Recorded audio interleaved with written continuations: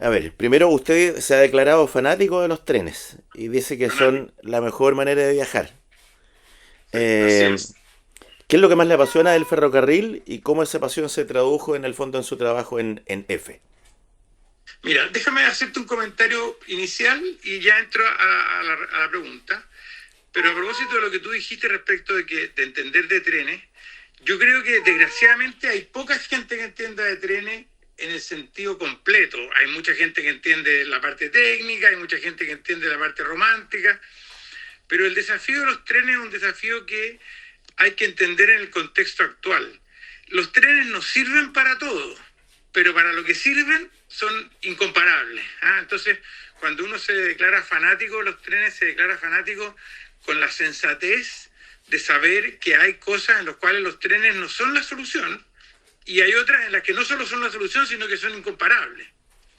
Y eso hace que muchas veces los fanáticos generales cometen grandes errores y cuando uno se pone a invertir, hace grande infraestructura, grandes trabajos y después el tren no funciona, le echa la culpa a cualquier cosa menos a la realidad que es que eligió el servicio que no corresponde para los trenes. Los trenes necesitan muchos pasajeros para que sean realmente eficientes. El servicio Santiago-Puerto Montt, cuando fracasó hace muchos años atrás, no fracasó porque los trenes estuvieran viejos ni que porque fueran españoles reacondicionados. Los trenes funcionaban perfecto. No funcionó porque una parte importante de la vía tenía una velocidad máxima de 50 kilómetros por hora y al lado iban los buses, los autos, los camiones, andando mucho más rápido, mucho más directo. Entonces la gente escoge el mejor servicio. En cambio, actualmente Santiago-San Bernardo, que se demora 12 minutos, no hay nadie que le pueda ganar. Entonces, tiene muchos pasajeros, es un mercado muy profundo y es la mejor solución. No solo buena, sino que es la mejor. Entonces, hay que saber dónde corresponde tener trenes y dónde no. Entonces, por eso que el proceso de crecimiento de ferrocarriles, y yo diría que partió como en el 2011 nuevamente, consiste básicamente en poner trenes en donde el tren es imbatible. Entonces, el renacer de los trenes parte con trenes de cercanía, que son los trenes que tienen más usuarios, el Santiago Rancagua, el Concepción Coronel, el Santiago Nos, el Santiago San Bernardo, el Valparaíso Limache, todos esos trenes que son cortos, pero que son súper profundos y que por lo tanto, si das un buen servicio, nadie te va a ganar. Y después va dando saltos un poquito mayores. También está el Victoria Temuco, y vas construyendo la red a partir de trenes principales que sean muy eficientes. Después, claro, Santiago Temuco ya no es tan difícil porque tiene un tren que va a Santiago Chillán, entonces estás cada vez más cerca, pero la inversión principal la financia el servicio principal. O sea, si quieres ir de Concepción a Lota, tienes que tener un muy buen Concepción Coronel para que el salto a Lota sea fácil, porque ya has hecho la parte principal, que es el Coronel Concepción. Lo mismo, si quieres ir a San Fernando, tienes que tener un muy buen Santiago Rancagua, que te llena de pasajeros el servicio y después salta a San Fernando. Y así construye un servicio que sea de calidad. Y yo creo que eso, para entenderlo bien, hay que haber trabajado harto en el mundo del transporte. Yo tuve la suerte de trabajar en aerolíneas, en buses, también en la industria de los autos. Entonces tuve la suerte de componer hartos servicios que hacen que uno se dé cuenta dónde el tren es realmente la mejor solución. ¿Cuáles son los principales desafíos justamente que se enfrentaron como para integrar ese nuevo servicio de Chillán-Santiago? El servicio Santiago-Chillán no tiene aviones. Entonces ya hay un competidor que no existe. Tiene buses y tiene buenos servicios de buses y tiene autos privados, autos particulares. Entonces tienes que competir contra esos. Y para competir contra esos tienes que demorarte menos de 4 horas, porque el bus se demora 5, 5:30 y tiene la ventaja de que puedes parar en cualquier parte, tiene más capilaridad, o sea, te puedes parar en distintas ciudades, incluso pueden dejarte en un lugar en la autopista si quieres. Y por lo tanto el tren, que tiene que parar en estaciones más rígidas, tiene la desventaja de que llega a puntos más precisos sin tantas paradas, entonces tiene que tener la ventaja de ser más rápido. Y lo bueno es que hay muchos pasajeros, o sea, yo estimo que en total para el tren conseguir 1 millón de pasajeros al año no es un gran desafío. En la época en que estaba funcionando, como estaba funcionando, tenía como 250.000. El objetivo es lograr al menos un poco más de 1 millón de pasajeros. Y no es tan difícil. Pero para eso tienes que serlo rápido, tienes que ser siempre cumplir y tienes que tener un servicio de calidad.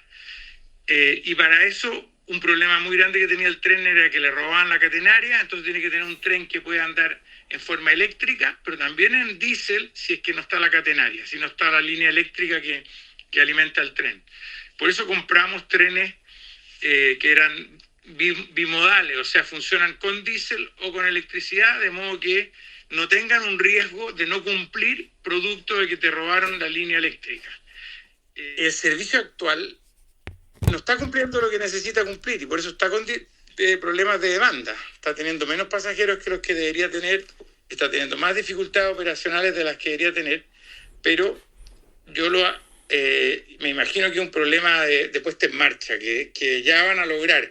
Sé que de los 6 trenes que se compraron han tenido dificultades con fallas en algunos, con accidentes, no estoy muy seguro del detalle, pero efectivamente hoy día no está cumpliendo el estándar, tendría que demorarse 3 horas 40 el expreso y 4 horas el servicio normal, y no lo está logrando. Entonces no está logrando atraer a la suficiente cantidad de pasajeros, y además ha tenido problemas operacionales y ha tenido que poner los trenes antiguos que son solamente eléctricos, y eso ha significado tener fallas.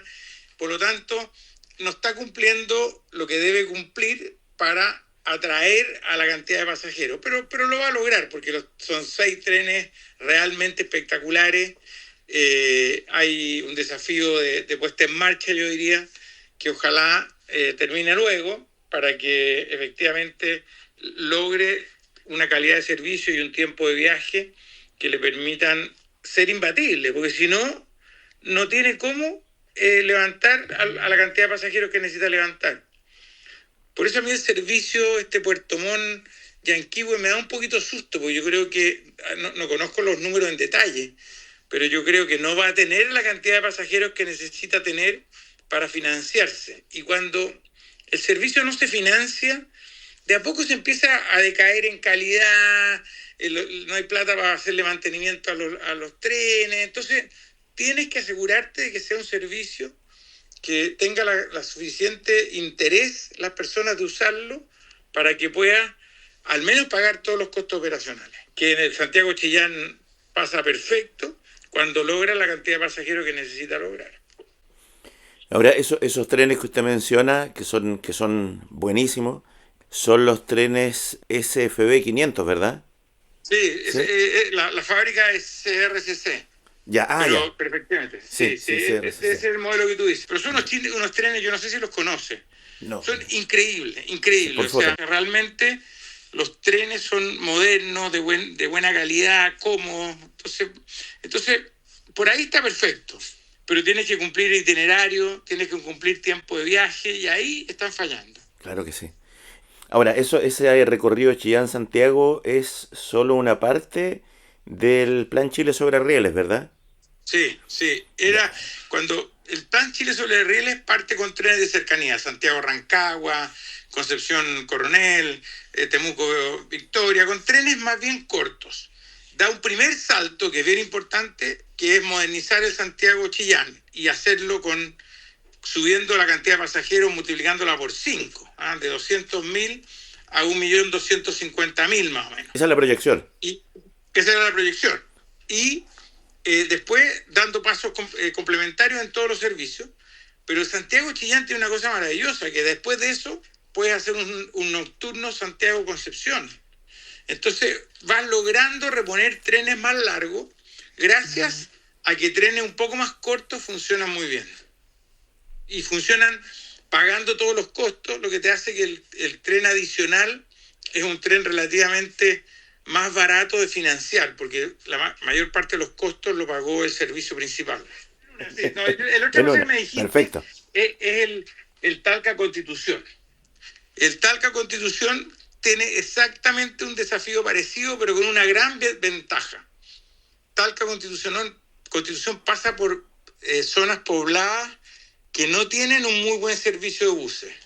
Entonces tiene una ventaja, eso es la misma ventaja del Chillán, que no tiene un buen servicio de aviones. Entonces el tren puede ser imbatible. En el Talca Constitución, aparte de ser un recorrido lindísimo, puede demorarse menos que los buses y además cubrir zonas que los buses cubren muy mal. Entonces tiene una potencialidad de competir tan bien que valía la pena modernizarlo. Y eso es lo que se ha hecho.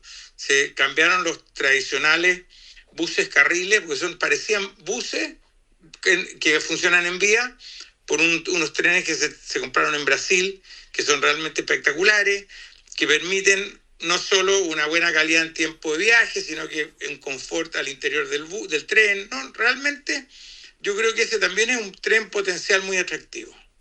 Sí, de todas maneras, tanto para la gente que vive ahí en el área del ramal y tanto como para las personas que son turistas. Absolutamente, como turismo es espectacular, es muy lindo y tiene todo ese potencial de pasar por pueblos que tienen artesanía, es una cosa turística muy atractiva, pero además para las personas que viven, un servicio que puede ser de gran calidad. ¿Y cómo se logra ahí equilibrar en el fondo lo que es la modernidad con la parte patrimonial? Nosotros lo que estábamos proponiendo era rescatar el bus carril como patrimonialmente, ojalá en un museo, lo estaban pidiendo también en el servicio en Arica, que les encantaría poder usarlo, porque en Arica tienen la vía, pero no tienen trenes de calidad comparable. Pero yo creo que el bus carril hay que dejarlo en un museo, porque no es seguro, no es confiable. O sea, para el servicio pasajero hay que pasarse a un tren más moderno, pero que tenga toda la similitud posible con el antiguo, de modo que uno lo recuerde. Quizás uno podría hacer paseos turísticos del servicio antiguo una vez al mes, como una cosa simbólica, pero hay que modernizar a un tren nuevo que aproveche el recorrido, que es maravilloso, que aproveche las estaciones que tienen, además de mucho patrimonio, tienen toda esta cosa de la artesanía, de la gente que le vende productos. Entonces uno puede conservar una cantidad importante de cosas, pero yo creo que desgraciadamente el bus carril mismo tiene que estar en un museo. Tal vez puede hacer algunos recorridos, pero es tan baja la confiabilidad que tiene a esta altura que sería un martirio para los pasajeros mantenerlo como servicio activo. Es una pena, pero es la verdad. Igual que el puente de Concepción, que es un puente que tiene 135 años, que es maravilloso, pero nosotros cuando estábamos operándolo teníamos pánico de que cuándo iba a fallar, cuándo había que pasar a 20 kilómetros por hora. Entonces había que hacer un puente nuevo.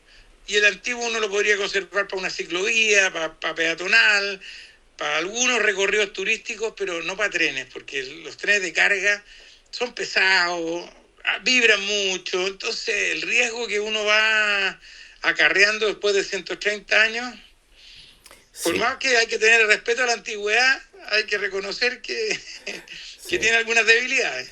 Sí, es verdad. Sí, justamente vi varios videos de la gente despidiéndose del puente, eran como bien emotivos, así que... Es muy lindo, muy lindo. Y el puente estructuralmente es un puente que tiene 135 años, o sea, se ha reparado mucho, se le ha hecho mucha mantención, pero son 135 años. De todas maneras. ¿Cuál cree usted que podría ser como la prioridad principal para el desarrollo ferroviario en Chile en los próximos de aquí a 10, 15 años aproximadamente? Yo creo que hay que seguir con el Plan Chile sobre Rieles, que es una modernización de todos los trenes, cosa que está bastante cerca de lograrse, un desafío grande para ir mejorando las vías, ir creciendo en doble vía en los servicios más intensos, crecer Santiago-Chillán y tenerlo muy bien operativamente, extenderse a Concepción, después extenderse a Temuco, mejorar el servicio entre Limache y La Calera, para ir logrando acercarse a Santiago desde Viña, y sobre todo hacer un esfuerzo grande en mejorar servicios de carga. Yo creo que tenemos un pendiente en el acceso a puertos para poder lograr un gran servicio. De hecho, el futuro puerto de San Antonio, uno esperaría que hubiese un servicio dedicado de trenes de carga que permitan bajar al menos un 40% de la carga del puerto hacia una zona más próxima a Santiago en trenes. Entonces yo creo que esos son los principales desafíos. El otro desafío que yo considero fundamental es dejar de tener pérdida operacional. Porque si tú pierdes plata operacionalmente, o sea, los ingresos que tienes son menos que los costos que tienes, sin hablar de la inversión, sino que solo en los costos de la operación, al final, cualquier año, el Ministerio de Hacienda se ve afligido y te corta el flujo. Y si te corta el flujo, te obliga a hacer menos mantención, haces menos mantención y entra en ese loop negativo que tuvo hace 30 años atrás, que lo terminó casi destruyendo. Yo creo que es una obligación lograr que el tren, los ingresos que tiene, sean mayores que los costos que tiene. Y eso es buena gestión. Y yo creo que en eso sí, estos años se ha debilitado muchísimo, porque habíamos logrado reducir el déficit sustancialmente, han aumentado los pasajeros y ha aumentado el déficit. Yo creo que ahí tiene un pendiente gigante. Hay que volver a tratar de hacer las cosas con más eficiencia. Le agradezco muchísimo. Joven, Pedro, un gusto. muchas gracias. Chao, un gusto. Chao.